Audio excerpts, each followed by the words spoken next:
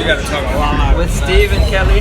What'd you say? I said you gotta talk a lot louder than that with this one. Oh, we are out here. We are in here on a loud ass train, New York City, going to the Fruit Luck. Rossum friggin' Fruit Luck. Yeah. Something like that. Yeah, Central Park. good. Central Park. Shout out to Chris Kendall. Yeah.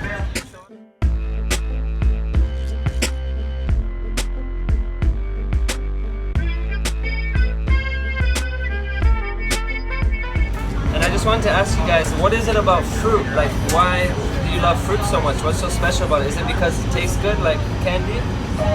Go first, Yeah, Steve. that's But one reason. It must but not it's be like, good for you if it's like candy. right?